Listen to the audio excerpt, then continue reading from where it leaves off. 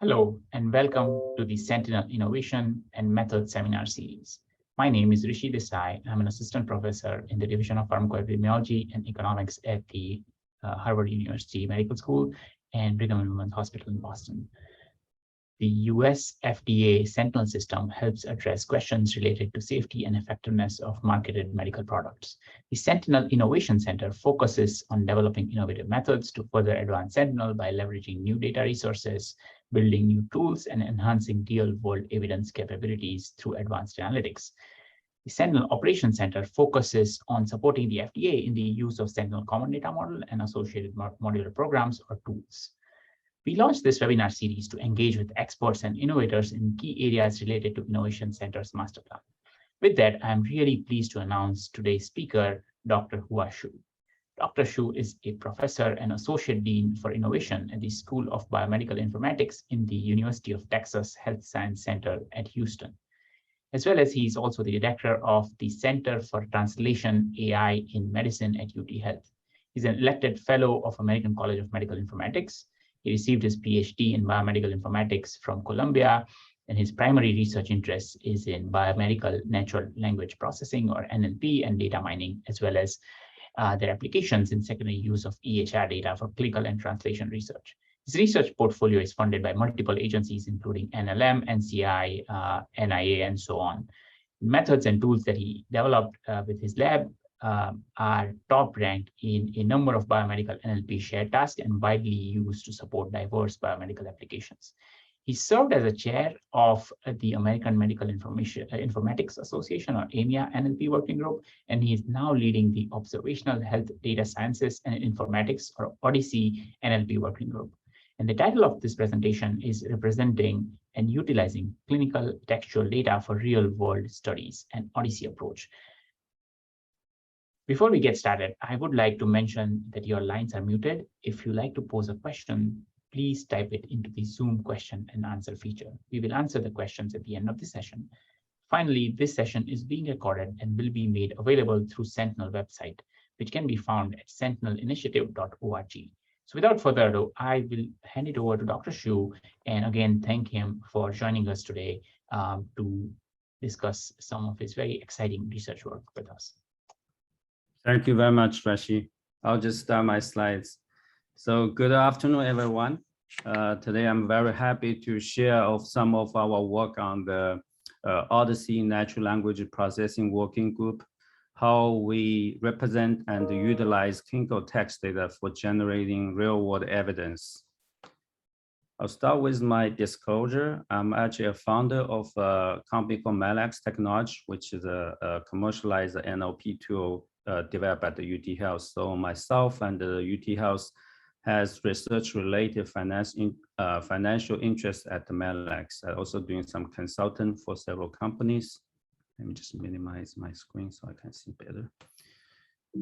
So this is the outline of my today's talk, and I'll start with the introduction to EHR, clinical notes, NLP, etc. So we have a better understanding what are the current state of art work on NLP and what are the challenges.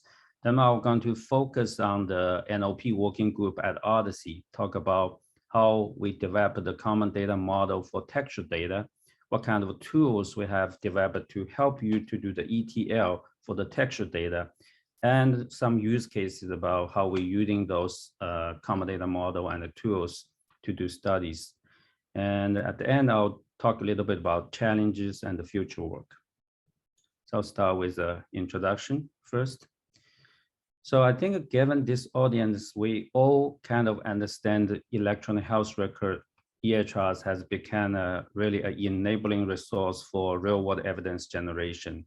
EHR, together with other linked data like genomics, mobile health data, has been used to do a lot of observational study. But we also understand that the EHR data from practice is mainly for operational purpose. So when we use it for the research purpose, there are a lot of challenges. And in the last year, I think FDA also come up with these draft guidelines about how we can use real-world data to support regulation, decision-making in drug and biological products. they actually lay out a very nice workflow from raw data all the way to curated data in a clinical data repository, to transform data, which often in a common data model, like Odyssey OMOP common data model or others, as well as analytical data set, which is a more kind of generate cohort of a specific disease or specific purpose to do the data analysis. And we all know this workflow actually is also coming from a lot of effort from many different consortium like Sentinel Network. So among this, I want to point out one thing, which is a unstructured data processing, highlighting here. So it's talking about showing the awareness we are now recognize there's so much like unstructured data in the EHR system, and why we are interested in looking into the unstructured, for example, textual data in the EHR. So I'm giving an example of clinical notes here. It's a kind of admission notes. We're talking about medical history of 70-year-old woman with a history of type 2 diabetes, diabetes mellitus, hypertension, etc. Social history, kind of isolate by herself. As you can see, this kind of clinical notes provide a lot of detailed information of the patient. So the medical history, for example, if you just have an electronic health record from one hospital, what happens to that patient before he or she come to this hospital is actually most likely you can only find in this medical history section, describe what the previous conditions he or she has. And also those social history information like social determinants of health also become very important when we actually conduct any kind of observational study. And we also worked a lot on cancer data, for example, the treatment response information you can only see in the detailed notes, right, rather than in the structured data. So all those brings up, it's so important actually trying to unlock the information in the clinical text to support real world evidence generation. But when you look at this text, this is very different from the newspaper you're reading every day, right? It's like a lot of abbreviation, not following the grammars, short sentences, semi-structure, some tables mixture with text. So there are a lot of challenges. That's why a lot of attention has been paid to the technology called natural language processing. And I just want to give a high level of what NLP is, because in a broad definition, any kind of computer system trying to manipulate text or speech, we can call it NLP system. In the open domain, there's many different textual sources, websites, social media, emails. In the biomedical domain, we also abundant textual data, including clinical notes in EHRs, biomedical literature, drug labels, etc.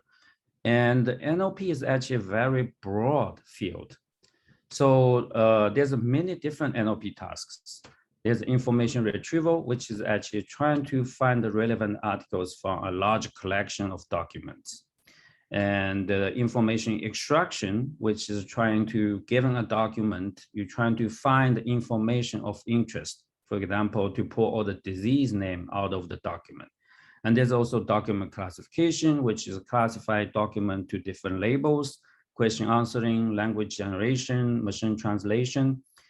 So there's so many different tasks within the NLP. However, most of our current work in the clinical NLP focus on this task actually called information extraction, which is mainly focused on extract specific information out of the text. So that's a focus of today's talk.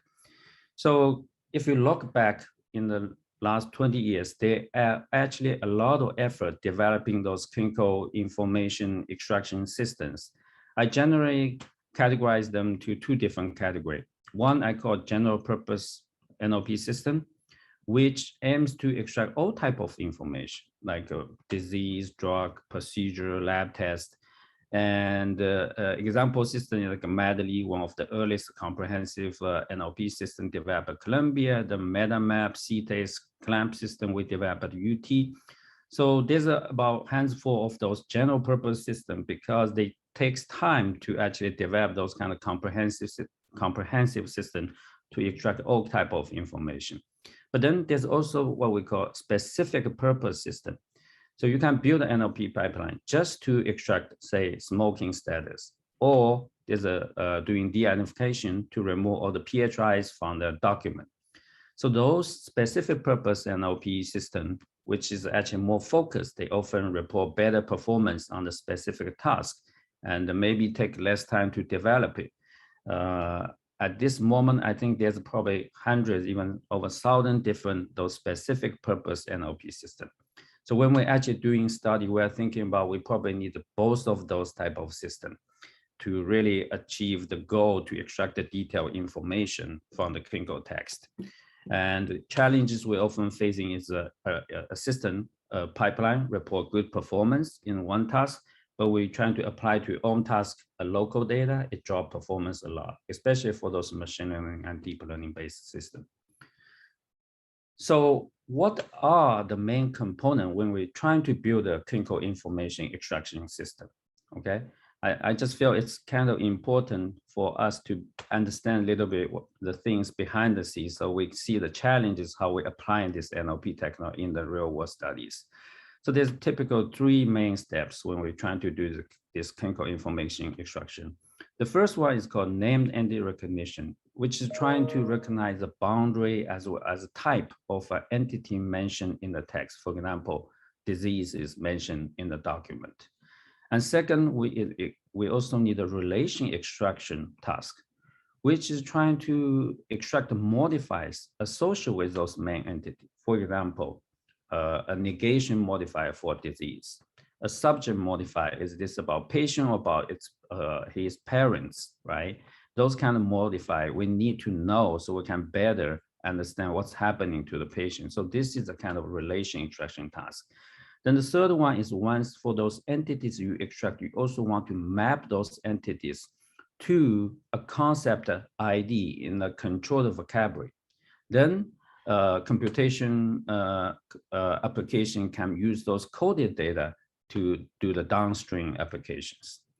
So my team, we actually have participated a lot of clinical NLP challenge in the last decades. We often rank number 1, number 2 in those challenges. But if you look at those challenges, many of them, I would say it's actually focused on those 3 tasks: NER, relation extraction, concept normalization. In the early days, we focused on MER, then we realized all the modifiers are important, so we do relation, as well as map them to the UMLS concept ID, that kind of concept normalization task. So I'll spend a little bit of time describe what each task look like and what are the state of performance on those tasks. The first one is MER. So I take example 2010 I2B2 challenge, which is trying to recognize problem treatment tests from text. So in this example, Plavix will be recognized as a drug, her recent GI bleeding will be recognized as a problem. And the way how we convert this to a machine learning task is we're actually trying to assign a label for the beginning of entity as B, for the outside of entity as O, and for the inside entity as I. So you converted this to a sequence labeling task now. For each word, we're trying to assign a label. And there's a lot of algorithm has been developed to do that, like in a traditional machine learning way. In the early ways, you can just use a dictionary to do lookup. Then about 2010, we started with this I2B2 challenge with annotated data. We look into machine learning algorithm.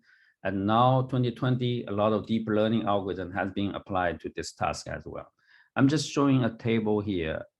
The study we have done with this task in 2010, when we participate this task using all the feature optimization, we can reach 83.6, which ranks second.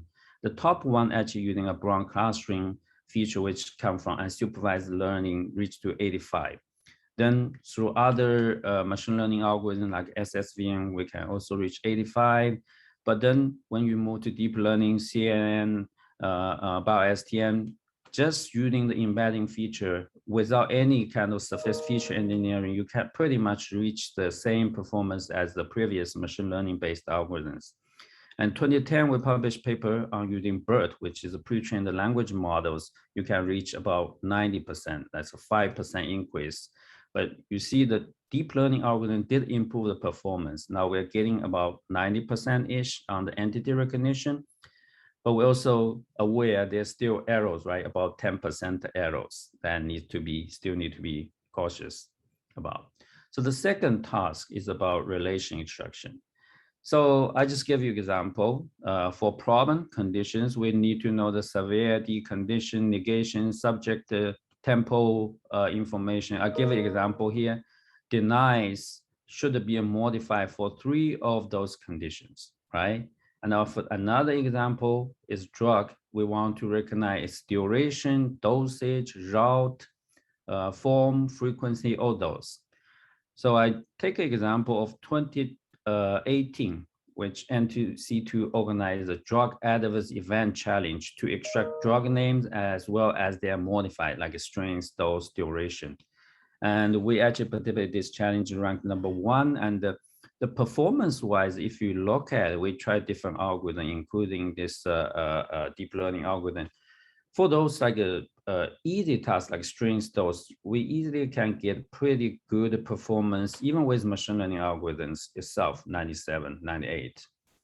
But for those difficult ones, like a reason for a drug or the adverse event associated with drug, because those mentions usually far away from the drug mention, that make it kind of long distance problem more challenging to extract that kind of relation. And if you look at performance, it's still around 70s. Even with post-processing, we reached to 85. So as you can see, the relation extraction task really depends on task itself. Some of them are still kind of challenged when we actually trying to accurately extract all those relationships. The last one, I'll talk a little bit about concept normalization. So what we do, the show example is here, right below knee amputation. And if you look at just do stream matching, you may come up all different entities, all different concepts in the human less. So you want to map the first one, amputation below knee, leg, right, not others. So how we do this? What we typically do is we actually do a sort of string similarity matching to come up a list of candidates of potential matching. Then you can use annotated to a retraining to re-rank this list, and the top ranked one were picked as the concept map to this. And what I'm showing here is several concept encoding tasks we have done. SNOMED CT encoding, measure encoding, mesh turn encoding. We're trying to compare BERT-based deep learning methods with the traditional BM25 or other deep learning methods, showing it's actually with the deep learning BERT-based method, it all improve the performance on getting those. And you can see on the specific data set, we can reach about 0.9 accuracy on the concept encoding. But in reality, based on our experience, actually, it's still challenge actually when you develop a general concept mapping tool and to apply to the data set beyond your training, it's actually the performance drop quite a lot. So still a remaining challenge actually to accurately map the entity to the concept. I think that's it. That's all the things I want to talk about, some background about the NLP, the current state of work, and what are the different tasks. I want to mention those because that's also associated to the later on how we can use those technologies actually to do the real world studies. So now I move to the second part, which is focusing on talking about what the NLP Working Group at OHDSI has done so far to support using textual data for the real world studies. Excuse me. So I think for this audience, I probably don't have to talk too much about OHDSI. It's a consortium to bring out the value of health data through large-scale analytics. And I think the OHDSI's goal is really trying to promote open science to generate evidence. So we develop open source software to enable users to work together with the domain expert to generate reproducible observational studies. And the technique behind this is because each site have different raw data in a different format. So we're converting to a common data model. And then we use open source analytic package to do the analysis to generate the evidence. At this time, I think the authoring network has become very huge with 1.9 billion patient record. This is still very old number, I think, with a lot of thousands of collaborators. So the NLP working group at Odyssey, we are actually one of the probably the earliest working group. We established in 2015. The goal is really to promote the use of textual data in the EHR for observational study. And we have actually three objectives for the working group. One is we really want to develop a standard representations for clinical text and NLP data, output data. Second, we are building methods and the tools to facilitate the text data process, like NLP system, ETL tool, things like that. I'll show you more. And also, we want to conduct cross-institutional study that utilize those textual data. And we want to disseminate the best practice of using textual data when we're generating evidence from real-world data. We have a website listed here. You can see more information over there. And the first task when we started working group is actually working on representation for texture and NLP output data in the OMOP common data model.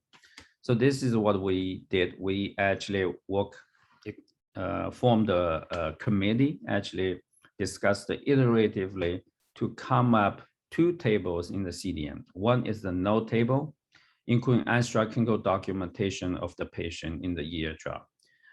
The note table actually is already there before we started the working group, but we kind of revised the note table a little bit. Mainly we focus on no NLP table, which is trying to store all the not all, like select NLP output from the clinical notes into a table. So there's a lot of discussion when we come to the no NLP table, because so many information can populate by the NLP system. What should we put in the table? A lot of discussion with the CDM working group. So the rationale is we have to demonstrate the thing we put in table is very useful when we do the clinical study. So we primarily based on, at that time, the experience from the eMERGE network projects. What are the values they often use there? So we kind of, given that in the context, we propose those structure for the no NLP table.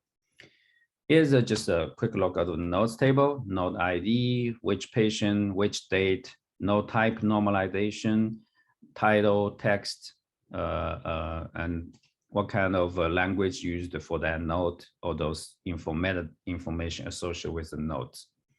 So the no NLP table, I want to describe a little bit more. So you think about no NLP table, each row is actually a concept extracted by NLP from the text.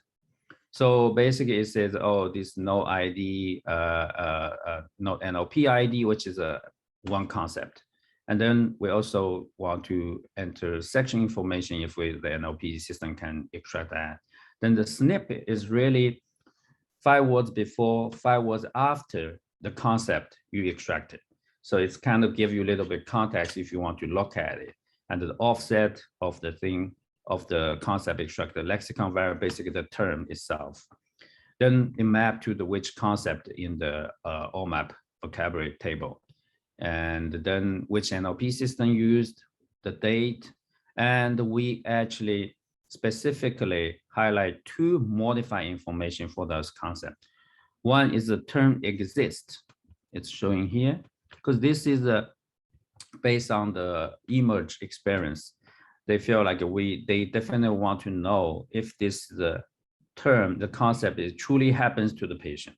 Basically, not negated, should be about subject, should be the patient, things like that. The other one is about term tempo, because they want to know if this term is present versus past. And for all other modifier, which I show, or the disease modifier, drug modifier, we actually concatenate all them put into a term modify column. So then everything is concatenated. If you want it, you can unlock it and use it.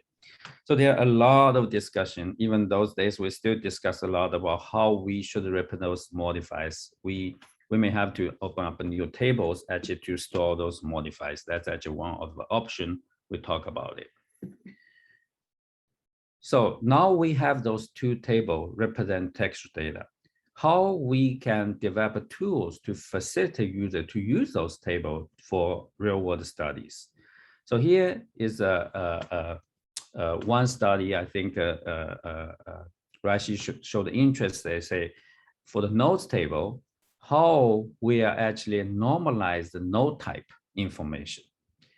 And if you look at existing literature, LOINC has a document ontology which describe each clinical document from 5 axes: type of service, like who is a consultation or evaluation management, and the kind of document is a note, report, like where the document based the structure. So the settings, the location, the care was provided is in the ambulance, intensive care unit.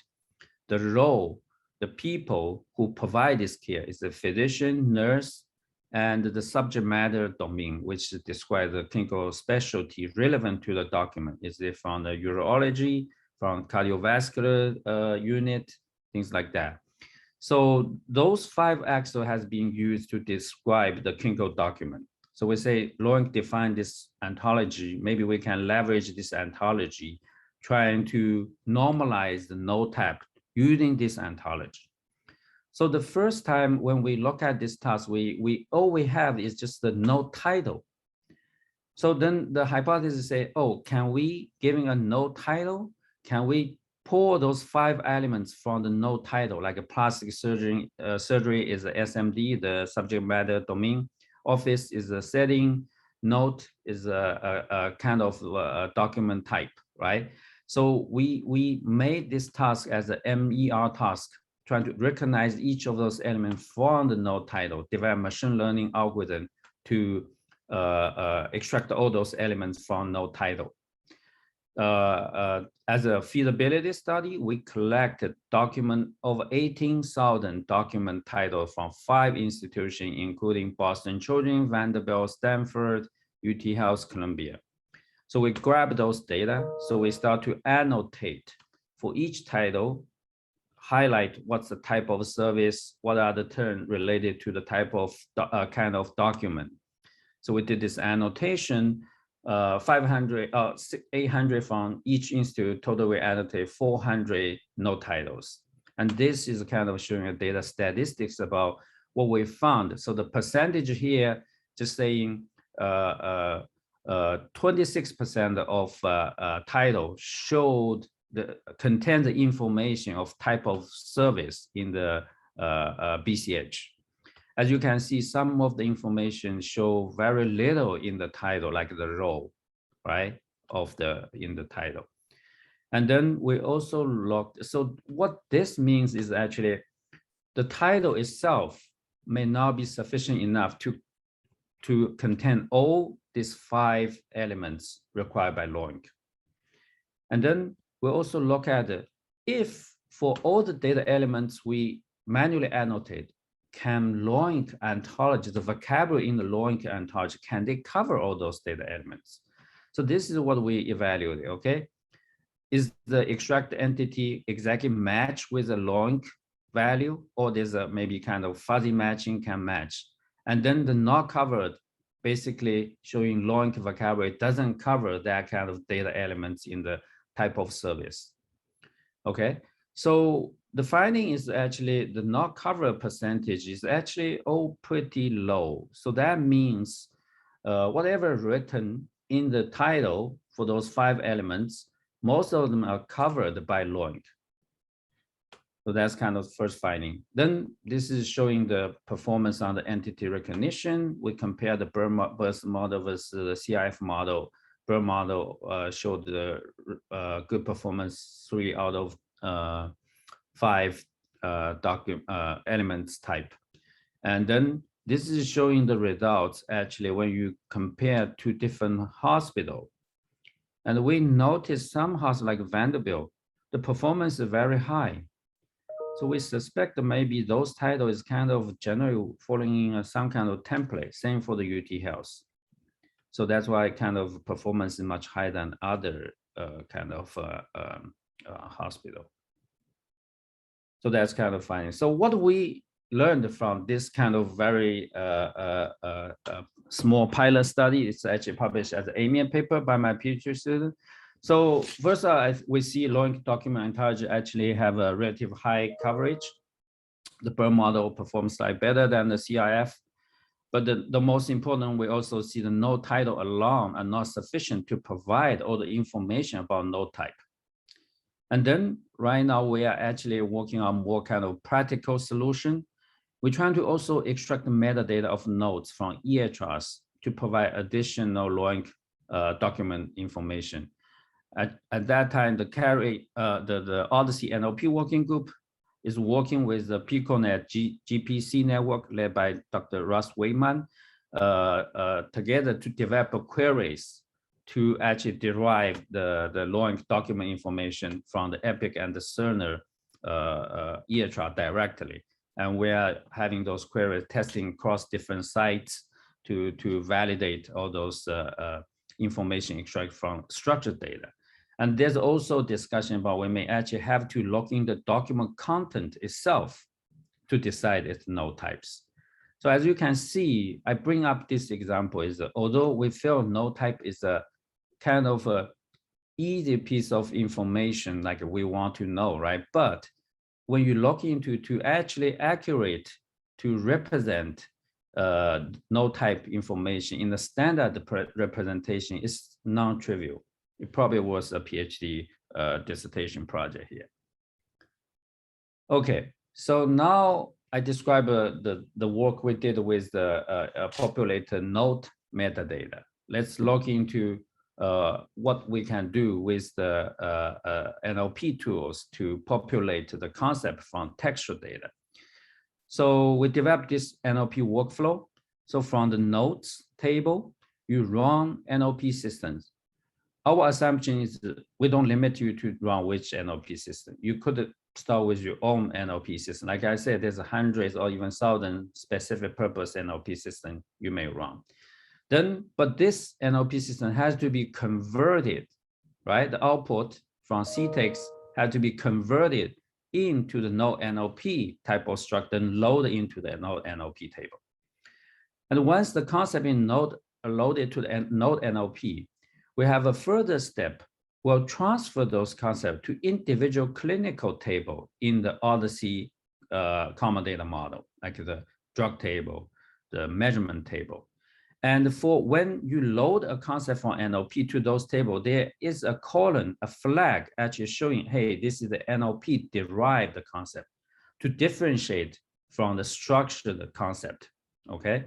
So then you can still run those analytic tools like Atlas against those clinical table.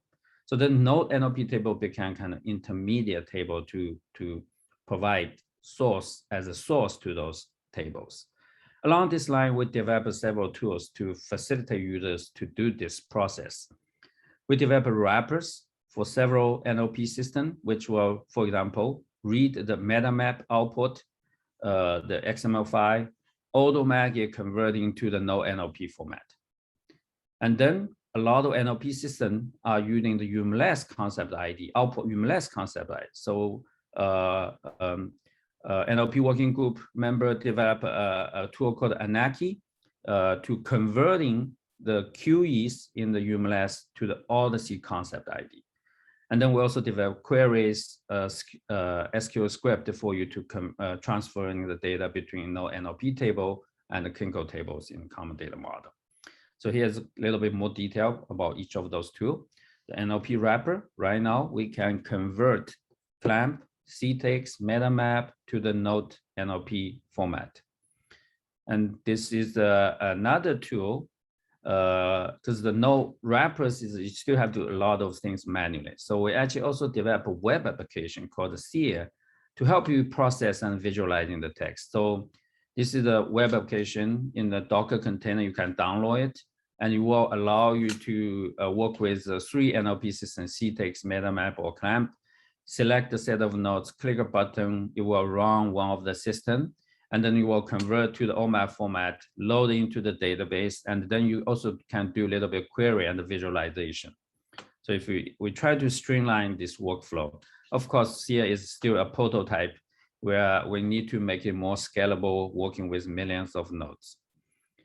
And this is an NLP tool did by Juan at Georgia Tech. And basically, it converts UMLS QE to OMOP concept ID automatically. So you can try out this tool.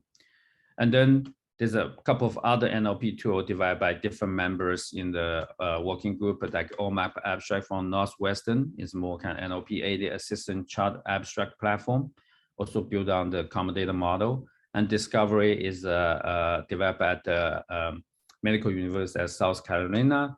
They actually trying to, for the data extraction from the COVID-19 related information. If you're interested, you can look into those systems.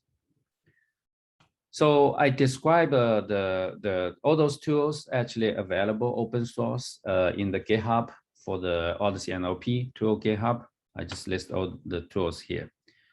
So now I have described the tool we have. I've actually, in the next few slides, I'm going to show you how those methods and tools has been used in different projects. I'll start with several kind of large consortium initiative project, then talk about individual healthcare system examples.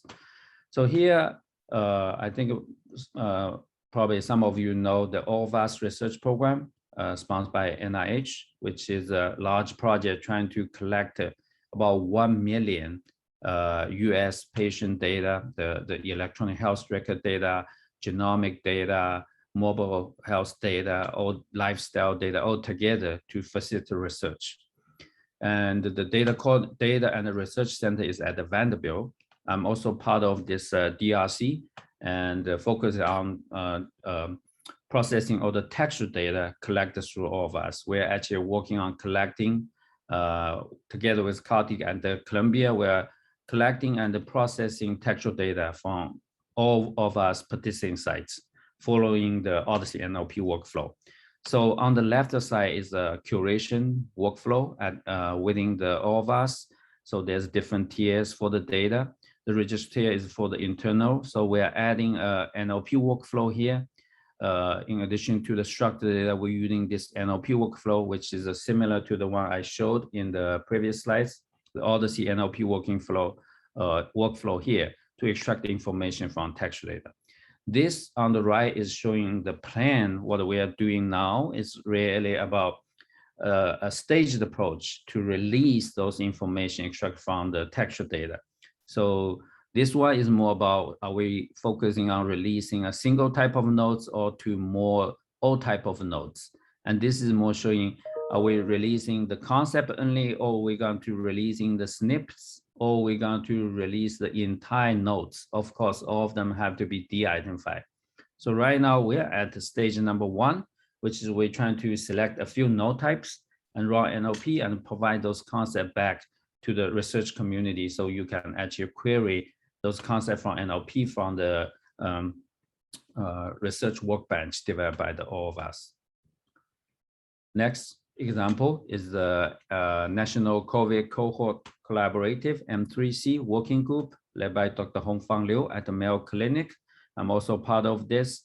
So M3C has populated signs and symptoms of COVID-19 into the node NLP table using a system developed by Mayo called MedPagger, and implement and evaluate its performance across multiple sites. So this is a diagram showing from nodes NLP table. You can use the MedPagger system to extract all of the information, put into the nodes NLP table here, or you can actually use your own NLP system to extract that, and it goes to node NLP table. Then the node NLP concept in node NLP will go to the OHDSI instance in the M3C in centralized location. This is another example at the VA, which they use the node NLP table trying to extract the LVEF information from the echocardiogram reports. And this project is interesting because it demonstrates actually this approach can be scalable, because VA, you know, it has hundreds of hospitals, a lot of textual data. So in this project, they even just for radiology nodes with the mention of LVEF hits about over 4 million. So it's actually demonstrate the usage of this OHDSI NLP workflow in a kind of very large data set. We also have a lot of use cases. Let me look at the time. Okay, I'll try to finish within 5 minutes. So we also have a lot of use cases at individual healthcare systems. So at this time, we're actually writing a paper about how the OHDSI NLP approach and its currently under revision in the Journal of Biomedical Informatics. So all those sites contribute to this table showing the use cases. I just briefly go through those. Universal Utah Health, they are using their own like a rule-based system, EDA, CIE to extract VT and the P following the OHDSI NLP representation. Columbia University using Medley and all other tools to support different products, eMERGE and other M3C projects. Cornell working on the radiology reports. Minnesota working on kind of dietary information, COVID-19 sign symptom. UMass using CTEX working on suicide using the node NLP table. And then the Pittsburgh actually is more on social determinant health information. And there's also a Sydney group. They are working on the cancer domain using the node NLP table. And then Mount Sinai Semaphore has a OMOP instance. They're also using the clamp tool we developed to actually populate different information like genetic variants, protein, biomarker, things like that. MUSC, like I said, the discovery system actually have been used for the COVID-19 sign symptom extraction.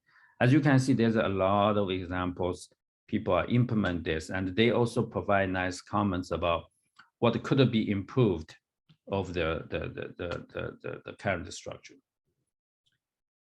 So there's also a couple of ongoing study at the NLP working group. I just trying to see if anyone's interested to participate. First of all is the post-COVID, long COVID study. We have 4 participating sites. We are still looking for more people to join.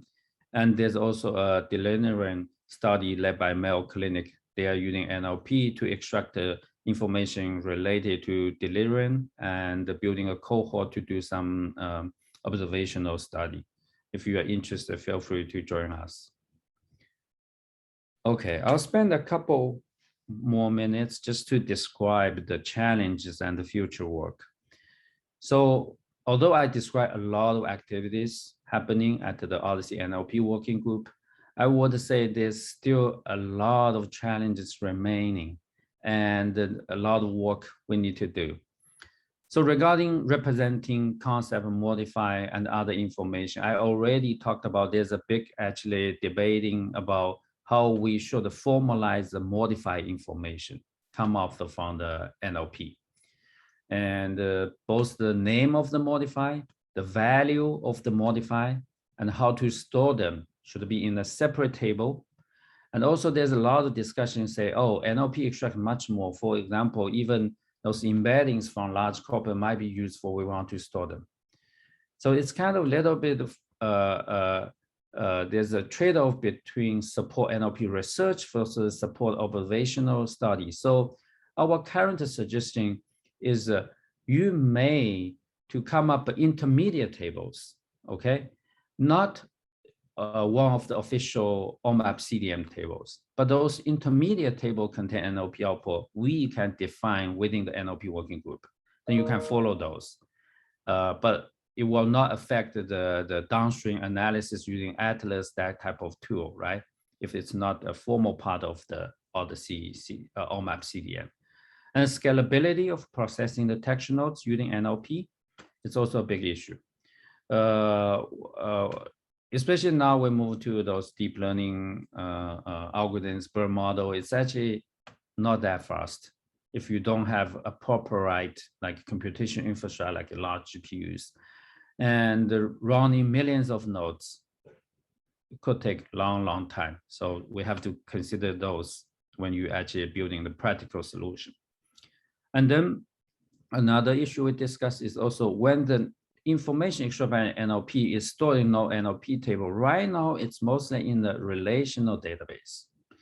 But we all know for searching information retrieval, we often actually rely on those non-SQL database or the huge indexing structure like Elasticsearch, Solr.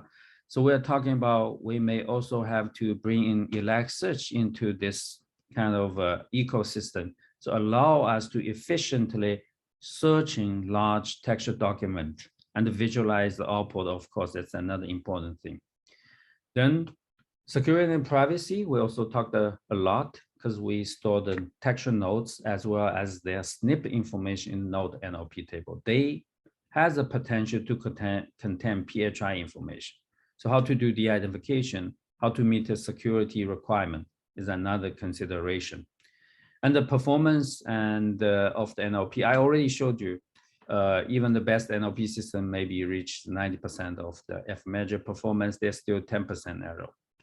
How that will affect the performance in the future downstream analysis, and there might be bias introduced.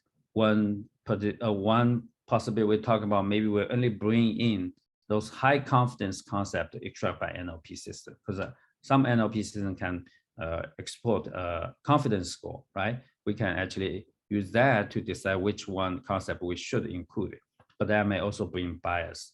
And the other thing is maybe for FDA kind of type of work, maybe they will require manual review on the top of the NLP output. So then you have to provide the capability to trace back to the evidence where it generates, right? To support actually formal regulation decisions. And also, of course, we need more applications that can integrate text with textual data for quick analysis, for example, phenotyping. There's a group of people actually already working on this aspect a little bit. So what I'm trying to say is there's still a lot of challenges, and we are looking for more people to join us. So I have this advertisement slides. If you're interested, please feel free to join us. We have a monthly meeting every Tuesday. Second Tuesday every month, 2 p.m. East time. It's Microsoft team meeting supported by Odyssey, and we also have information here. Next meeting, September 14th. You're welcome to join. And also we want to call out for in-person meeting, the 2022 Odyssey Symposium in the October 14th at DC. So we also have an NLP Working Group meeting at 3 p.m. on October 15th. If you happen to be around, please join us. And finally, I want to thank all the Odyssey Consortium member, NLP Working Group member, especially those people listed here, because they are co-authors of the paper we're writing. A lot of material actually draw from that paper. Thank you very much. I'll stop here just to see if any questions. Thank you, Dr. Shu. That was incredible. Thank you for summarizing your outstanding body of work over the last decade or so efficiently for us. So this floor is open now for questions, and I already see a few questions actually coming in. So this is Dr. Kevin Johnson asking or mentioning that he loves the idea of linking OMOP NLP entries back to the Note NLP file. It could facilitate distributed agency when it comes up using AI or other methods. What are your thoughts about this? Let me just read agency when it comes to, hey Kevin, so come to using AI of other method to generate.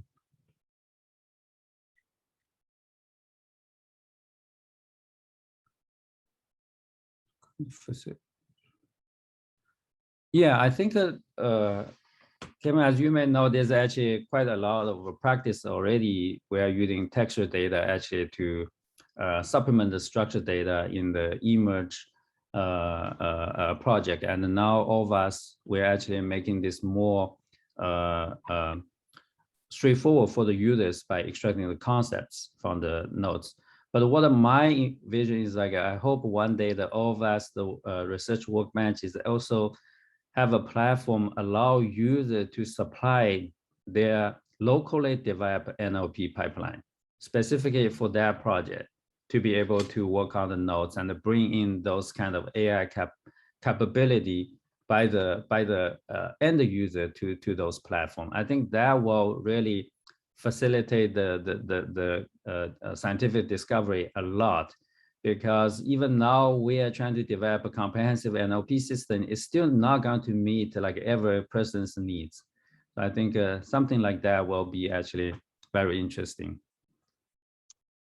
Great, thank you. So another question comes from Dr. Josh Smith, who is wondering about the concepts that may be mentioned in the notes as hypotheticals, but not actually present. So for example, he uses his work of COVID, where they may mention something which could be boilerplate text and not actually present in the patient. So how do you think about context or introducing some context to go Yes. from notes to concepts? Or yes. So Josh, for the actual present, the term existed, it's actually you want to consider several modifiers. It's not just a negation modifier. Say you may consider subject modifier. You may consider the conditional modifier, because sometimes they say if the patient have this condition, and also rule out. They're talking about send the patient to do something to rule out that disease. So the term existing modifier is a mixture of a set of modifier, and you can actually define your own rules. How do you combine those different modifiers to decide the final output for the term exists? So we have some suggestion about what are the different things to consider, but overall, you can actually define your own rules, because we understand that for different studies, they may have different criteria to define what exactly happens to the patient. I know for the cancer pathology report, radiology, a lot of things is kind of uncertain, and you probably can decide how to determine if this is truly happens to the patient or not. Yes. So just to clarify, so the current approach of Odyssey node NLP table is that it just does the extraction, but there is no real mechanism to validate some of these concepts. Is that right? You know based on the extraction whether that's mentioned in the node, but you don't know how valid this is. Is that fair? That's why I said there's two ways. If you trust the system, they may provide a confidence score, right? Like say the machine learning model say 90% confident about this concept, and it's a modifier. And of course, for company like Flatiron, they may actually go through all the manual review, because to meet FDA requirement, say, oh, it has to be manual reviewed. And then we all talk about NLP assisted manual review. So you show the result from NLP, someone will quickly look at it and approve or disapprove it. So that's another kind of ways to depends on the application, right? How of course, how much resource, how much effort you have to exactly, and it also has direct impact on scalability, right? The more exact you want to be, the less scalable you are likely to be. Okay, so there is a couple of questions from Dr. Yannick Weberpals, who is wondering whether you used a basic BERT model or a modified version like a BioBERT. And a follow-up question on that is that what would be your advice to researchers in terms of using NLP-derived variables in their studies? Do you have enough confidence to use them in the main analysis? Yes. So for BERT model, we did use those fine-tuned BERT model like BioBERT, PubMed BERT. Some of them, the difference, I think BioBERT is actually coming from BERT fine-tune on the clinical text, might be mimic. There's also clinic BERT, fine-tune on the mimic. But the PubMed BERT is actually trained from scratch using all the PubMed text. So the vocabulary in the PubMed BERT is different from the BERT or BioBERT, I think. So from that sense, maybe the vocabulary coverage is better in the PubMed BERT. And anyway, when you start with those pre-built BERT model, you always want to fine-tune on your local clinical text. So that actually can have another step of fine-tune on the local clinical text before you actually apply that to the task. Yeah. Great. And another comment or question from Dr. Kevin Johnson is that have you been or how you've been able to modify the NLP pipeline to manage concepts like AI bias or structural racism that is really baked into the data generation process, writing the text? Yes, yes. So I think the fairness of the AI model is a big topic. I actually not very aware like if there's a platform in the clinical NLP space allow you to assess those bias and allow you to actually fix the potential bias from those models. I think it will be a great research direction. Maybe Kevin, we can look into this together too. I think this is a very interesting topic. Yeah, thanks. Great, thank you. So I think that's all the questions from the public. I have a quick follow-up on your fascinating work around the LOINC document ontology that you presented.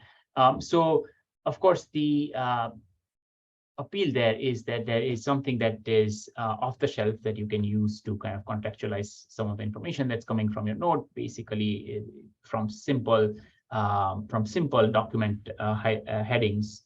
But the coverage there for or proportion of amount missing for some of these concepts was quite high. And you briefly spoke about using some metadata from EHR to supplement this information. I was curious what you exactly meant, or maybe there's something that I missed there. Yeah.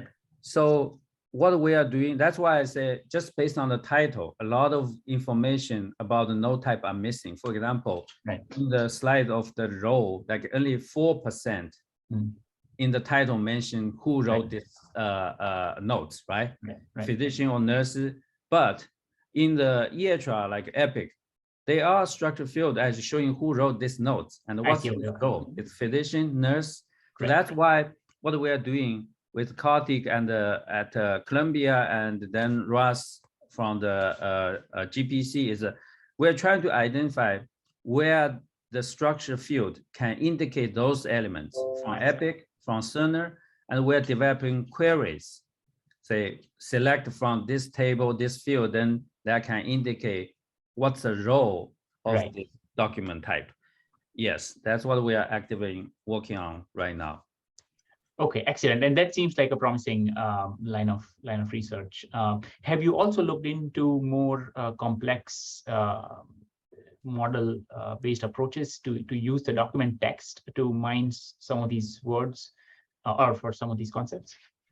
Yeah, so another potential, I think I saw papers published actually using the text in the notes to predict, hey, this is a radiology report. Right. And we haven't done anything in that direction, but I saw published papers. So that's why I mentioned this is another potential. Basically, there's 3 levels. You look at the metadata from EHR, you look at the node title itself, then you also look into the node document, the text in the node itself to actually derive what exactly the node type is. Okay. Yeah. Great. Well, thank you. We are close to 2 o'clock. There's maybe one question came in. So one final question from Josh Smith. He is making a comment on if the node content or even just the sections within the node would be helpful in identifying the node types, which again, you mentioned. Yes. Yeah. So I actually didn't mention node section problem because we do have a section field in node type. Node NLP table, but I would say right now, most NLP systems are not outputting very accurate section header information. Several systems do provide, but we didn't actually evaluate carefully how accurate across all the different document type. Because I know some of them just develop based on this summary, but across to other node type, how good the section header is, we don't know. And Josh, with Josh Stanley, we developed this set tagger, right? So maybe we can revisit this. So that's actually at one time, it's also a project at the OHDSI NLP Working Group. We want to also look into the section. So if someone, Josh, maybe if you want to lead on this, that will be great. Because we have Kartik leading on this node type, and we do need someone to start with this section normalization. It's a very important topic. Okay, great, Dr. Shu. I really appreciate the time that you took out of your schedule for us and summarizing some really exciting work that you have been leading over the last decade or so. So thank you again very much, and thank you to all the participants who attended and generated really nice discussion towards the end. Thank you for the invitation. Thanks, everyone. It's great to see a lot of friends here. Bye. Bye.